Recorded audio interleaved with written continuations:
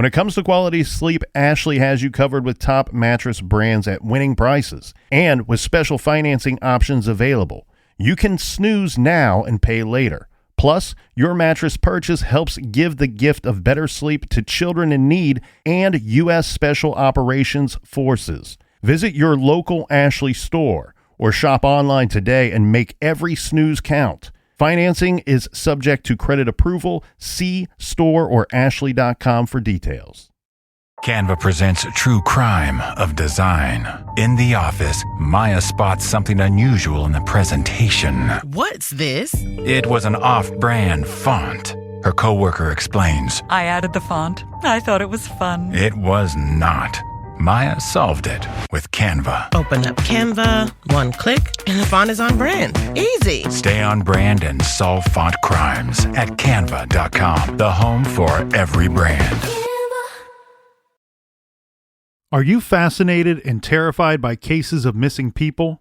Are you also looking for a new true crime comedy podcast to take your mind off of things? If so, we are super excited to tell you about Obsessed With Disappeared, a brand new true crime comedy podcast from the people who make the hilarious True Crime Obsessed podcast. Obsessed With Disappeared is hosted by TCO's Patrick Hines and his best friend of 20 years, Broadway diva Ellen Marsh. Going in order from Season 1, Episode 1, the podcast recaps episodes of everyone's favorite true crime show, IDs Disappeared. Each episode of the podcast is packed with humor, sass, heart, and 2 decades worth of dirt that Patrick and Ellen have on each other. So if you're serious about true crime, and you also love to laugh, you're going to love Obsessed With Disappeared. New episodes drop every Wednesday. You can find it wherever you get your podcast.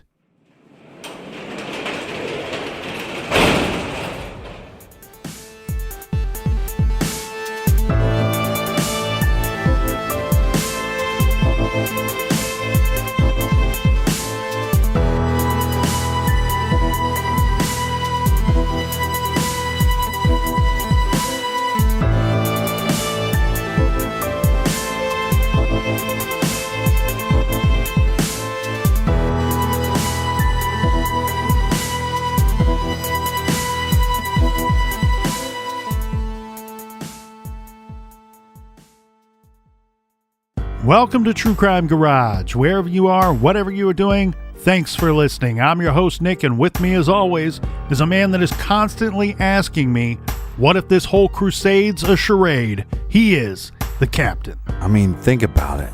What if the butt fumble was just a glitch in the Matrix? It's good to be seen, and it's good to see you. Thanks for listening. Thanks for telling a friend.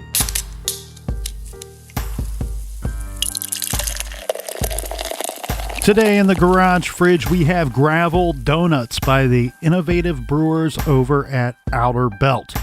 This is a wonderful New England-style I to the P to the A, featuring juicy flavors including pineapple, citrus, and blueberry. It's all the hoppy and none of the bite. And you know what else doesn't bite? Our good garage friends right here. Cheers to Andrea in Harrisburg, Pennsylvania. And a big shout out to Jennifer R. in Ozark, Missouri. Next up, a cheers to Steph and Robbie at Night Shift Brewing. And a big we like your jib to Elaine in Bismarck, North Dakota. And a shout out to my man Joseph in Louisville, Kentucky, who lists True Crime Garage as one of his favorite things. And last but certainly not least, a big thank you to Robert H. in Easton, Pennsylvania. Thank you to everyone who contributed to this week's beer fund. Yeah, BEERUN beer run. If you'd like to donate to the show, go to truecrimegarage.com and click on the donate button. And that is, as they say, Captain, enough of the business. Everybody gather around, grab a chair, grab a beer. Let's talk some true crime.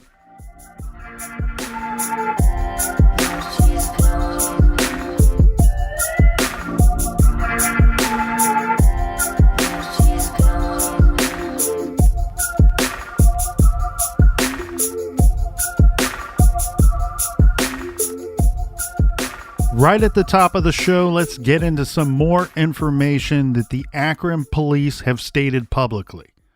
Taylor was dating someone at the time she disappeared. Detectives told the Beacon Journal that this young man was cooperative with their investigation. So the young man that she is dating at the time that she vanished, this young man was helpful and cooperative to the detectives and to their investigation. On the flip side of that coin, there was an ex-boyfriend, and this guy was not cooperative. The investigation initially focused on him, and detectives searched his car and used special chemicals to search for bodily fluids, although the report is that they found nothing. Then the ex lawyered up. His attorney said his client spoke to detectives and gave a statement in which he denied any involvement in Taylor's disappearance. Lieutenant Rick Edwards of the Akron PD told News Channel 5 that police were continuing to try to obtain information from this man. But the Beacon Journal reported in 2014 that the police interviewed or tried to interview two men who were close to Taylor. One reportedly struggled while taking a polygraph test, and the other has refused to cooperate. Both men have lawyers, and both men are no longer talking with investigators, and it sounds like maybe one of them wasn't really talking much to begin with. And just like the old Native American proverb says, beware the man that does not speak and the dog that does not bark. Here in this situation, the man that does not speak means one of these guys that refuses to speak with the police. With no news of Taylor, theories abounded. Could she have stepped out of the house with no shoes to make a call and been grabbed? Had someone been watching the house and was aware that she would be there virtually alone that night? Had someone come to the door and grabbed her when she opened it? Did someone come looking for her there? Or did she leave the house on her own volition? There were no answers. And of course, police weren't talking about their investigation. 2 weeks after Taylor went missing, Taylor's cousin, the Reverend Sharon Wilson, said she believed her relative was being held captive by someone somewhere. We don't know if that was just wishful thinking or based on specific information. Crime Stoppers announced a reward for tips as to Taylor's location. Yeah, but what a sad world we live in that somebody would hope that their loved one was being held captive somewhere and not dead somewhere. Right, and I think that's part of, the news coming out of Cleveland just days after Taylor went missing. Now, Taylor, she missed Mother's Day in May of 2013. She never missed spending this day with her mother in all of her 19 years of age. About a month after Taylor went missing, her ex contacted police and reported that a group of people riding in 3 different cars had threatened him outside of a family member's house. This police report was filed on June 15th and indicated that the persons named by the ex as, quote, threatening him included members of Taylor's family. But the Robinsons and Ruckers never came out publicly. Well, this goes back to my, remember my game show about the killer clowns, where you go around and you rough up these possible suspects, and we get some answers. I think that's probably what was happening on some level, that they've talked to police. Police have then tried to reach out to these ex-boyfriends or people that are connected, and they're not talking, or there's some confusion about the polygraph, and you hear these rumors. At some point, you're like, well, let me talk to him, because maybe I could get him talking. So I think that's probably what it was. Well, I don't know what happened, but what I wanted to make sure that I pointed out, in all of these years and all the opportunities that the Robinson Rucker family has had, they've been nice enough to not name these individuals publicly. Right. Or accuse these individuals, mention them by name. So I think there should be something said for their character for choosing to not do that, because they very well could have. Right. In August of 2013, the family received tips. This is, quote, from people who knew what was going on with Taylor. These tips are that Taylor had been the victim of foul play, and searchers should be looking in a heavily wooded area around First Energy Substation in the 700 block of West Thornton Street in West Akron. Some pants and a sheet were found in this area. They followed up on this anonymous tip, or I guess it's not anonymous, but this weird tip that comes in. But it was determined that they likely came from a nearby homeless encampment. They didn't belong to Taylor, and there was no sign of Taylor at this location. But on September 9th, 2013, 4 months after Taylor vanished from the home where she was working, her family's worst fears came true. 2 hikers, and some stories say they were joggers, were enjoying some outdoor time in the Cuyahoga Valley National Park. This is a massive federal recreation area north of Akron. They came across a recognizably human jawbone. And nearby, they found the rest of a skull. The hikers reported this to the National Park Service. There is a ranger station about 2 miles down Riverview Road. The FBI evidence response team arrived on site and began gathering evidence in the woods. Early reports were just that human remains were found, and the body was so decomposed as to they couldn't distinguish whether what they were looking at was male or female. Mm-hmm. And the tattered remnants of what appeared to be some type of clothing was found, and they believed this to be a bra. Now, although initially police believed that the body was too decomposed to be Taylor, okay, so she's missing for just 4 months by this time, and I say just 4 months, but that's in regards to the remains that were found. They're saying, we don't think that Taylor was gone long enough for this to be her. Right. But dental records quickly confirmed that the body was that of Taylor Robinson. No weapon was found at this scene. And we should also state that not all of the remains were found. This is a 4-month difference from the time of the disappearance to when she's found. And we know that scavengers and things like that in the area can compromise this scene. Let's talk about where Taylor was discovered. Although the remains were within Cuyahoga Valley National Park, they weren't located in the middle of miles of dense forest. In fact, the bones were found in what is reported to be the Valley picnic area off of Riverview Road in Boston Township. They were found, kind of in the woods, but not deep back in the woods. Mm-hmm. This is one of the 23 townships in Summit County, located between Akron and Cleveland. Only about 1,300 people reside in this town. The majority of the land appears to be part of that park.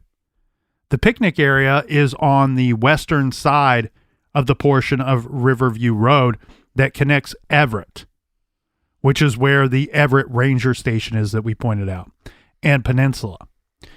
It lies about 1 mile south of Route 303. The picnic area is basically a visible patch of open space on Google Maps amidst miles and miles of heavily forested land. It lies about 150 feet off of Riverview Road, accessible by a small access road that appears to be unpaved. The upshot is that this small picnic area is not somewhere that someone looking to hide a body would stumble upon. They would almost certainly have to have been there before. Quote, we're not talking about a distance where someone gets on the highway and jumps off, end quote. This is from Akron PD Detective Gary Shady. He goes on to say that this was a pretty long ride. The location of her remains was more than 15 miles away from the point where Taylor was last seen. Taylor's remains were found to the north of this picnic area just off of a hiking trail in what the Beacon Journal described as a thicket of woods. The area is sloped and heavily covered with trees and vegetation.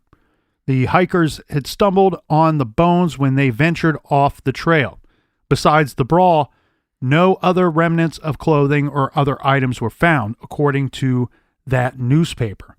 Bones were found for several days of searching scattered around a wide area. And as said, Taylor was identified by the Summit County Medical Examiner via dental records on September 11th.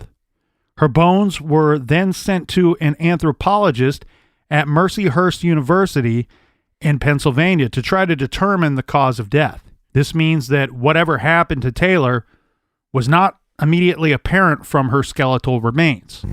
Chief Ranger Chris Ryan said, quote, "At this point, we do not know how the remains ended up to be there, whether or not they were dropped off there, or even if there was a potential homicide there, we don't know."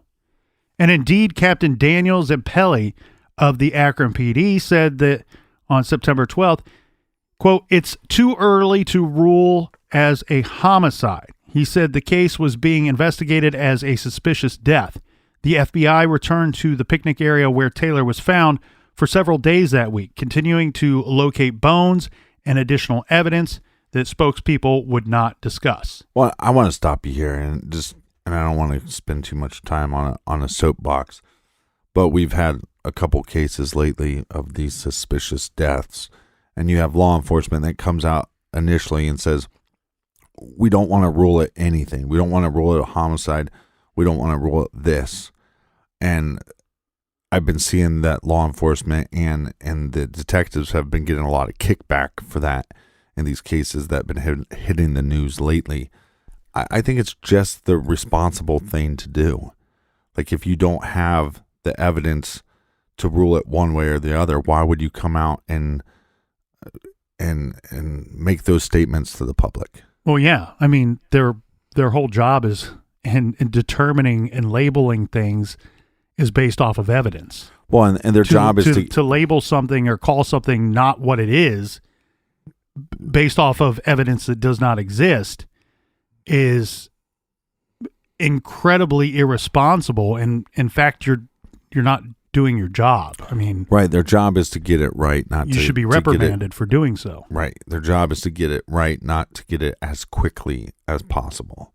Yeah. They're not the media. They're enforcing the laws. Well, wait, hold on. The media's job isn't to be as quick as possible. Their job is to get it right as well. We hope so. Right. But it doesn't appear that Never. Seems to be their top priority. Now, in January of this year, Captain, the garage received an email. We receive dozens and dozens of emails every week, but this one stood out. The email was from a longtime friend of the show, Rachel, who works up in northern Ohio. She has worked with someone, and they thought that they could get some help from True Crime Garage. The person seeking help was a guy named Tim.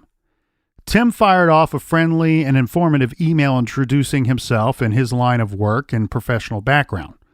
Tim has extensive experience as an investigator. Tim asked if we could meet the next time he would be in town in our area in Columbus. Months went by and it came time for our arranged meeting. During the passing time, COVID-19 was spreading across the states and the nation and shutting down businesses.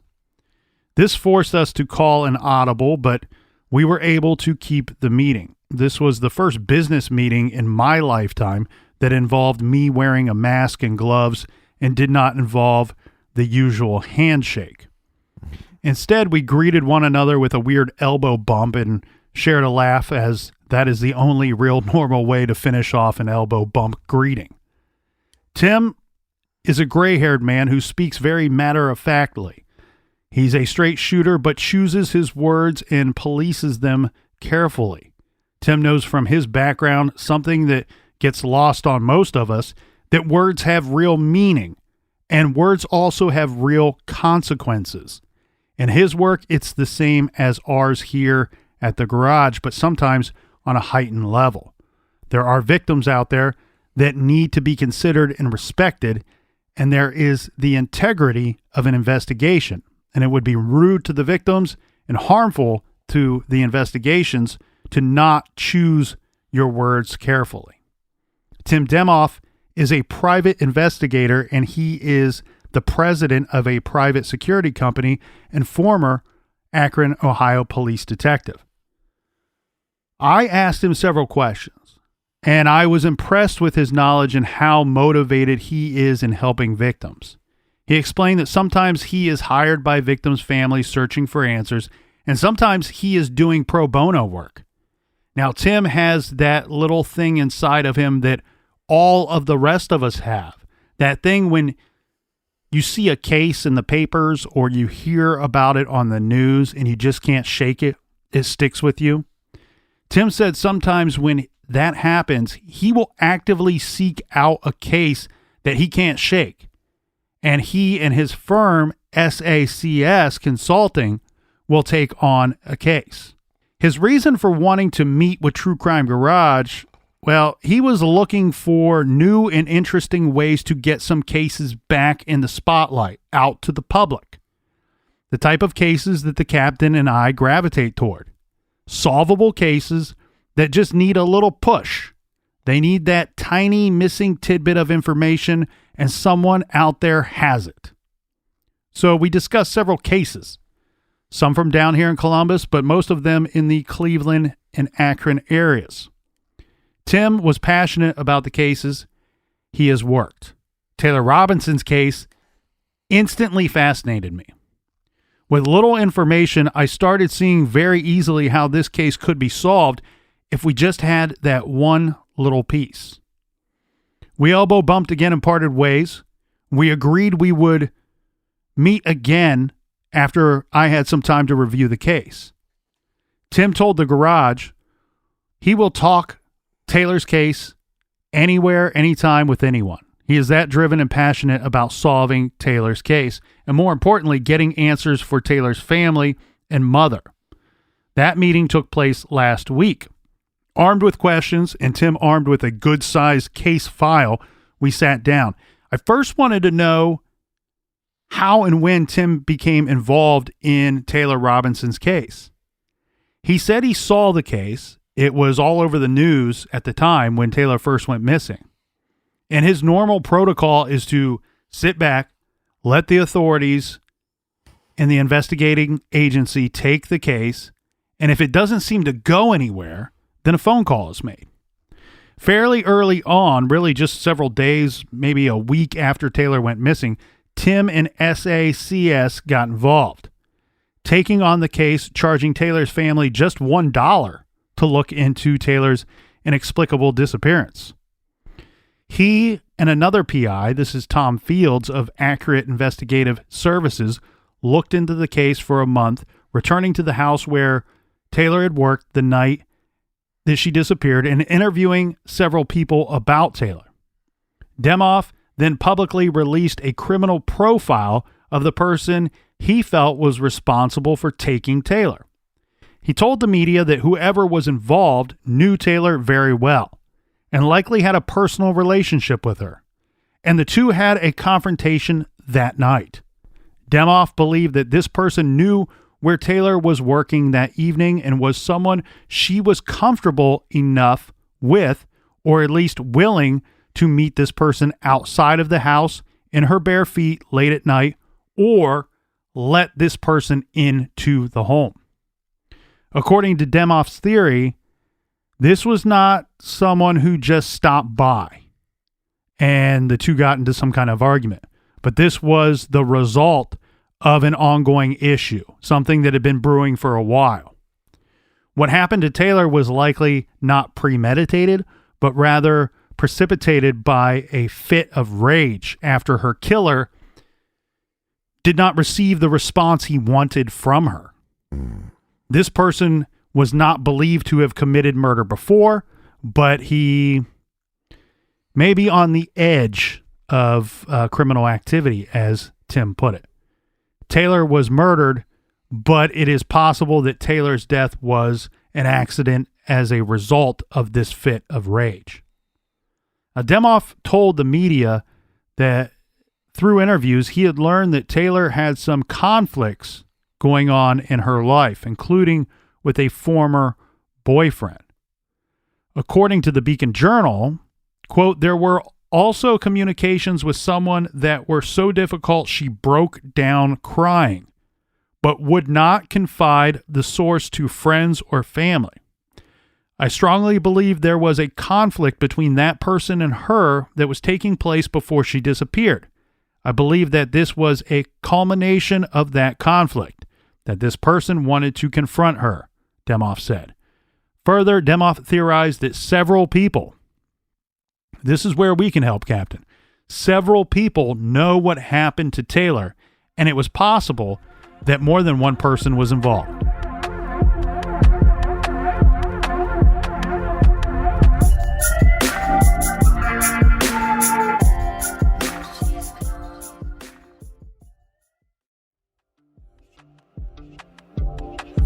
This show is sponsored by BetterHelp. Do you look forward to the holidays? Maybe you struggle with seasonal blues.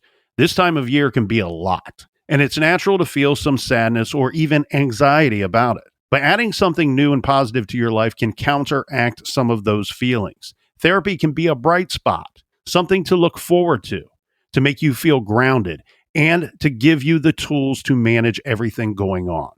If you're thinking of starting therapy, give BetterHelp a try. It's entirely online, designed to be convenient, flexible, and suited to your schedule. Just fill out a brief questionnaire to get matched with a licensed therapist and switch therapists at any time for no additional charge. Find your bright spot this season with BetterHelp. Visit BetterHelp.com/garage today to get 10% off your first month. That's BetterHelp, HELP.com/garage. Canva presents True Crime of Design. In the office, Maya spots something unusual in the presentation. What's this? It was an off-brand font. Her coworker explains. I added the font. I thought it was fun. It was not. Maya solved it with Canva. Open up Canva, one click, and the font is on brand. Easy. Stay on brand and solve font crimes at canva.com, the home for every brand. Dreaming of overseas adventures or connecting more deeply with family from afar? Rosetta Stone bridges the language gap. I've tried others, but Rosetta Stone's immersive lessons and voice feedback technology are game changers. Dive into 25 languages by learning intuitively, just like when you were a kid. And here's the holiday sparkle. Grab a lifetime membership now and save 50%. Gift yourself the world. Head to rosettastone.com now and save 50%.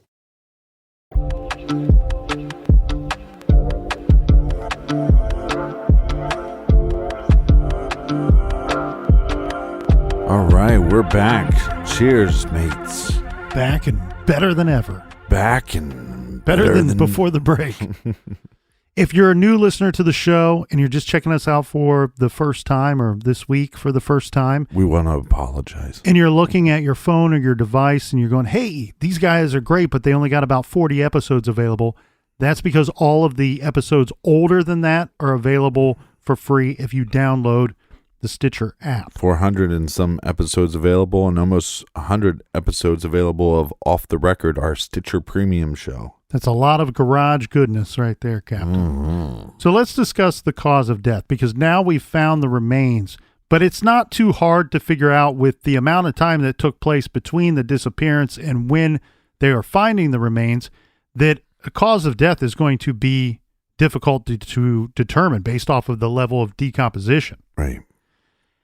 And for a while, I've seen this reported a few different ways. One states that the cause of death, Taylor's cause of death, has never been released. There is an ABC 5 News story out of Cleveland that reported that the Summit County medical examiner was not able to determine how Taylor died. And often when you're finding remains that are just skeletal remains, well, unless there's obvious damage to those bones or to the skull, you're not able to determine, in fact, how the victim did die. Right. But you do know that it's probably a homicide because, well, if we can believe that her gone missing is suspicious, and then her remains are found 15 or so miles away out in a place where she didn't end up on her own, then we're probably looking at a homicide here. And that's just how they've been treating this case ever since she's been found. And the sad part of it too is we have her family. Carmela Robinson has said publicly she does not want to know how her daughter was killed. Now, Taylor's mom and stepdad spoke to the public outside of their home on September 11th after receiving the dreaded confirmation that Taylor had been found. Carmela thanked the hikers for having the courage to report their discovery, saying, quote, "You brought our baby home. Taylor isn't a lost child anymore," end quote. She seemed to intimate that Taylor had been taken by someone whose motive was something other than murder. Quote, "I just don't understand why you felt you had to hurt her," Carmela said. "You could have just given her back. You could have just brought her home. Just let her go." Yeah. I wonder what that means. Well, I think it means, again, she knows more about this crime than what's been reported and released publicly. And so does Tim Demoff, the private investigator. And after Taylor was found, he made some public statements that were interesting. He said that he remained committed to solving the case and, quote, "this would not have been done by a stranger." And per Fox 8 News, he said, "We know for a fact in the weeks leading up to her disappearance, she was having disagreements with certain people." According to the Beacon Journal, Demoff said that 2 people would have been required to move Taylor's body and speculated a struggle in the house preceded her death. This is intriguing because we've heard nothing in the media about any kind of altercation or attack in the home, even though those were our suspicions. And reports were that there was no forced entry. Mm-hmm. Well, I mean, why are they saying that it would take 2 individuals to move her? I mean, she's 5'3", maybe weighs 150 pounds. So I don't understand why they're saying 2 people would have to be involved in moving because she was so far away from like the road. Well, that would be correct. They're not saying that it would be impossible for one person to move her. Mm-hmm.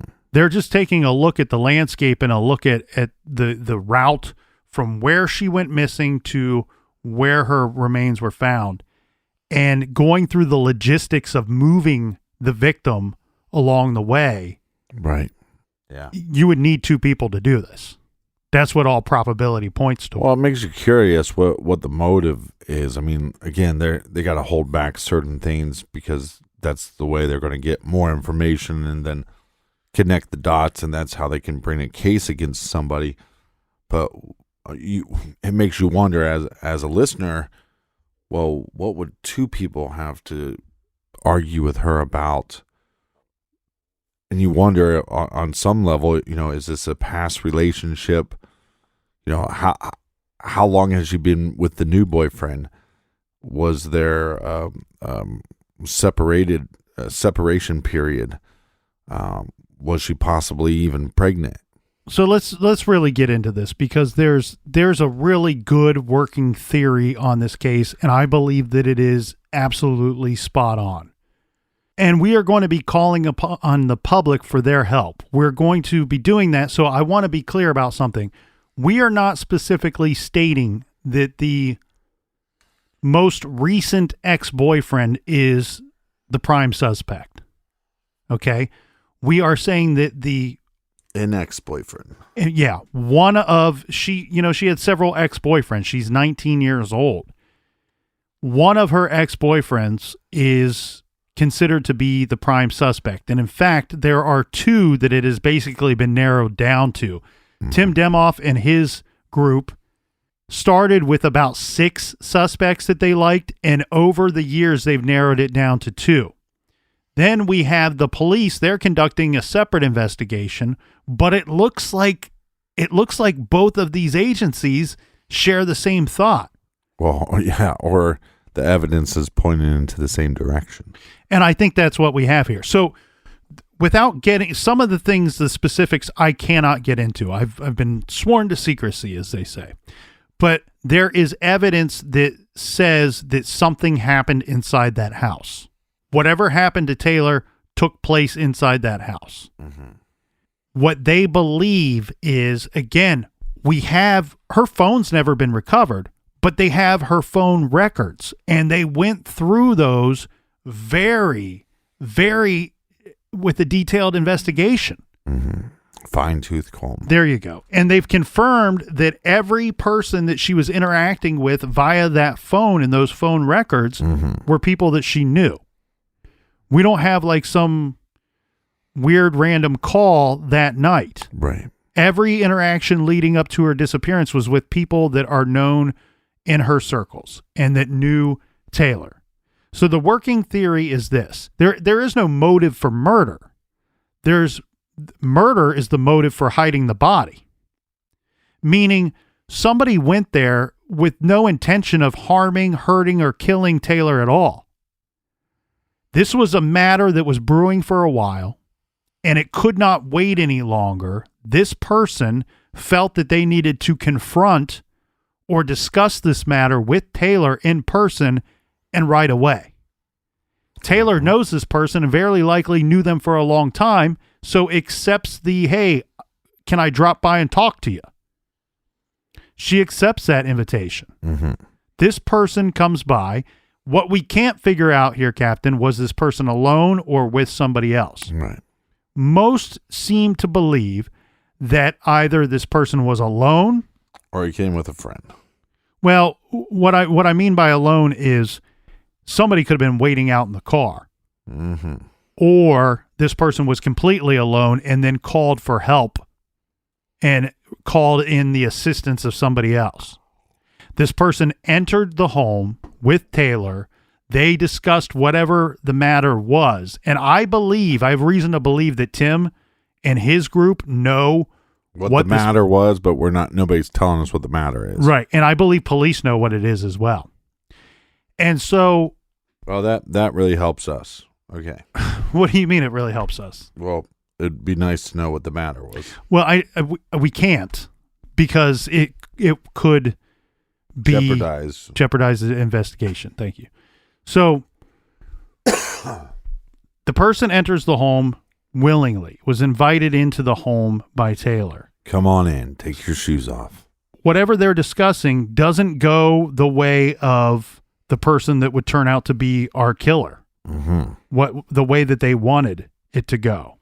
And I think one of the most interesting kind of breakdowns of why some murders take place was one that I heard years ago, and I thought it was truly, I mean, it was very simple, but it was also very interesting. The person, this was a son of a murder victim, and they said that, often that murder is just a temper tantrum. Like when you think of a little kid that doesn't get their way and they just freak out, right? They're stomping on the floor, pounding on the walls, screaming and crying their eyes out. Mm-hmm. And you look at the kid and you go, what happened? Oh, so-and-so took away his toy. So-and-so is putting him in timeout. Whatever is happening, this kid does not want it to happen, and so they are throwing a fit. Right. And murder sometimes, unfortunately, is just a person that cannot handle a situation, does not know how to deal or cope with normal human being things, and throws a temper tantrum. Murder is, in fact, the biggest temper tantrum you could throw.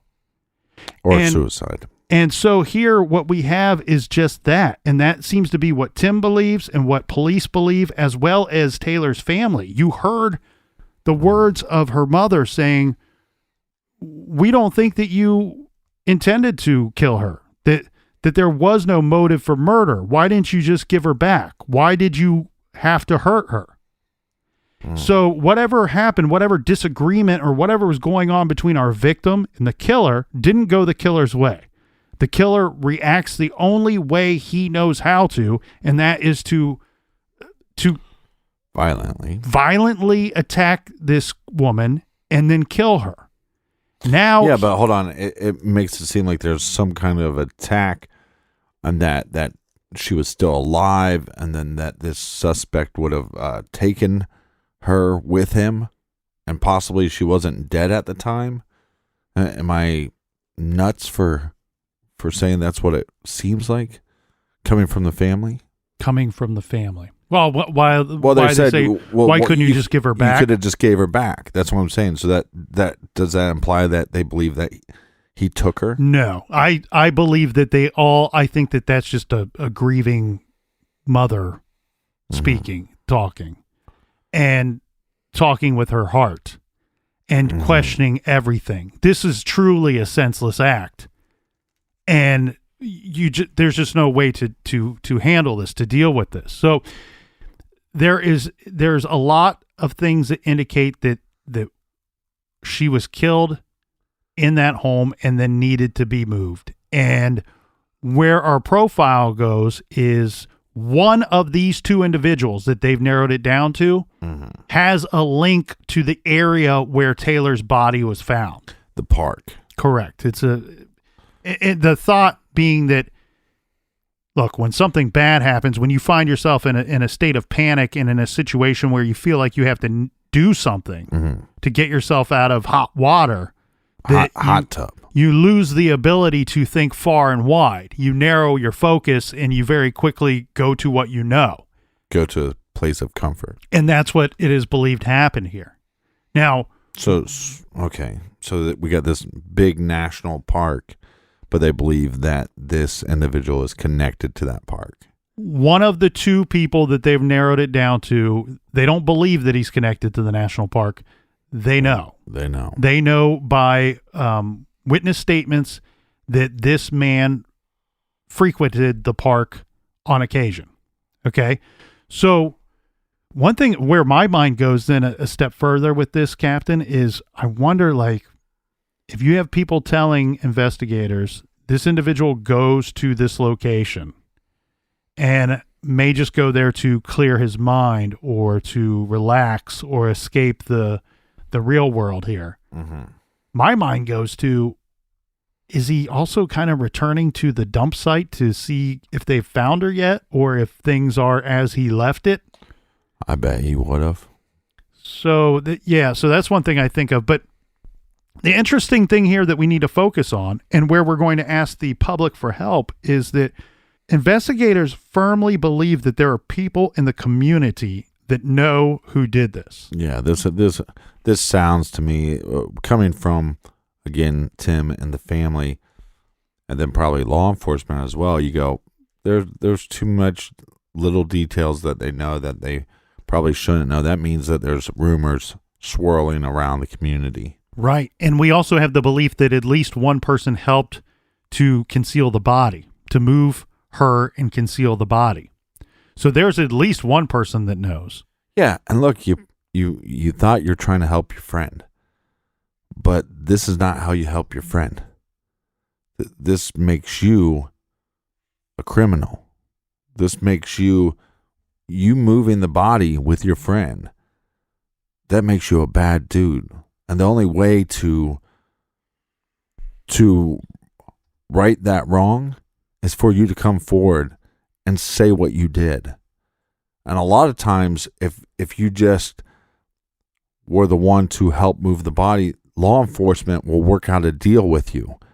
But if you don't come forward, they're not going to work out nothing with you. And this guy that you helped, he will turn on you. Well, and the things that I can say when we talk about having narrowed it down to two suspects, our killer's still in that immediate area. He still lives there. Yeah. And he's not married. He would have roughly been about Taylor's age when this went down. So now we're talking about somebody who is, 7 years later would be in their late 20s. Yeah. This is somebody that cannot cope, cannot handle normal adult situations as seen by his actions on that night back in May of 2013. There's probably signs of this. Yes, this person would be, to those who know him best, he has shown signs of intimidation and violence towards those that know him best. Yeah. And he will always be capable of doing this again, given a situation that he cannot handle. This was a knee-jerk reaction, and I guarantee you he's learned very little from that knee-jerk reaction. Meaning, for anybody out there that could end up in a relationship with this guy at some point, or end up married, or the mother of his children, this type of person needs worked on, needs consequences, cannot be raising children, cannot be... No, he needs to be locked up. Cannot be in a relationship with a woman. Mm-hmm. And that's the scary thing here. The other thing, too, that's really hindered the investigation... Look, we got one person that very likely helped this individual move the body. What we also have is that we have people that are lying for this individual. There are family members who have provided a false alibi for this person. Yeah, and you know what that makes them? Just as guilty as him. A shit turd is what that makes them. Well, shit turd. Yeah, and the thing is, too, you can't... And look, and if people don't come forward and they don't talk, fine, I hope you all go down for trying to cover up this individual's actions. Mm-hmm. Mm-hmm. You know, come forward. I mean, this was a young, beautiful, talented, smart, beautiful girl, right? And it's just, look, going to school, working multiple jobs, for what? You know, guy can't handle himself, couldn't handle not getting his way. Mm-hmm. So you murder somebody? Mm-hmm. That person needs to be locked up. I don't care if that's your family member or not. You know, pathetic. Well, and even in 2018, the frustrated family of our victim spoke to the media, and Carmela acknowledged that police had told her that they have persons of interest and know that certain persons had lied to police in their interviews and statements. Again, that's going back to lock them up. The false alibis. You lying to police, lock you up. Well, send in the killer clowns. Late last year, Captain, in 2019, an article on Fox 8's website said that authorities... in regards to authorities, police and the family's PI are seeking fresh leads on Taylor's now cold case.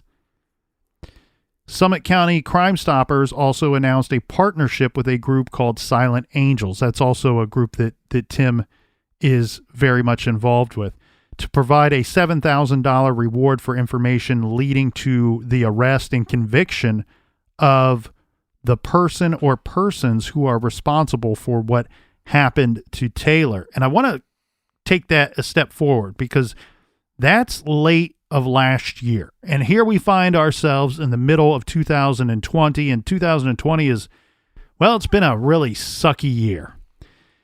And yeah, well, like I told you, yeah, like I told you a couple of weeks ago, the two smartest people on the planet left. Mm-hmm. And the thing here is, we had all this time where everything just went dormant, where everything just kind of stopped. Mm-hmm. And I'm so thankful that Tim reached out to you and I, to the garage, and wanted to bring Taylor's case back into the spotlight, because he was busy doing this in January. He was starting to ramp up this investigation, not just the investigation, but the reaching out to the public for help. Right. Back in January, and then everything stopped. Everything shut down. And so picking up where they left off in 2019 will not happen until the late summer of 2020. But if you're the person that did this, the water's going to get real hot for you real quick, because in the hot tub. They're going to be putting up billboards seeking information in Taylor Robinson's case. They're going to increase the reward money for information in Taylor Robinson's case. Well, our listeners right now are going to be sharing it on social media. That's right. So all your friends can see as well. So it's very interesting, and I feel good knowing that there are people like Tim, knowing that there are good folks in the detectives at the Akron PD that are passionate about this case, and they're not going to just let it remain cold. Well, this is very solvable if somebody comes forward and does the right thing. And the Robinson family is to be commended for their activism in keeping Taylor's case in the public eye. They received significant support from the mayor and other community leaders and the local media that kept Taylor's story front and center. Taylor's stepfather, who never tired of his efforts to find Taylor, lost his own 17-year-old son in a shooting in 2006. Hopefully, he and Carmela will eventually see the killer of Taylor brought to justice. Carmela has said of her beloved daughter, quote, "She wasn't a child who deserved to have her body end up in a park," end quote. No one's daughter is, but Taylor seemed particularly undeserving of her fate.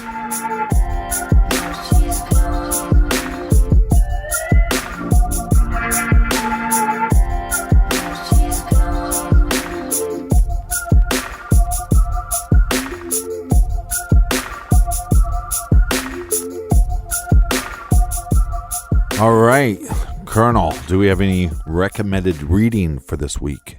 Captain, we do. It's time to recommend a novel, because unless you're as crazy as I am, then too much true crime is not the escape you are maybe needing right now. Well, here's a good one. I just started reading this one, and I'm locked in. It's a novel by Kaylee White titled The Monsters We Make. It just came out last week. It's a fictional story based off of the 1980s Des Moines Register paperboy kidnappings. That's The Monsters We Make. Find that title and many more on our recommended page at truecrimegarage.com. All right, so this loosely based maybe ties in some of the Johnny Gosh stuff. Mm-hmm. There you go. Very interesting.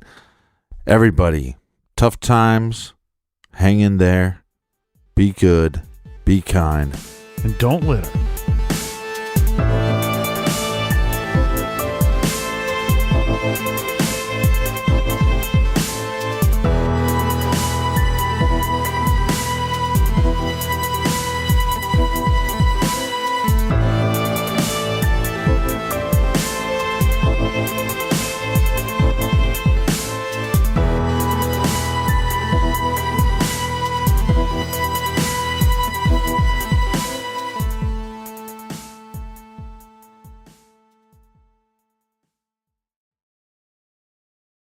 Angie's List is now Angie, and we've heard a lot of theories about why. I thought it was an eco move. Fewer words, less paper. No, it was so you could say it faster. No, it's to be more iconic. Must be a tech thing. But those aren't quite right.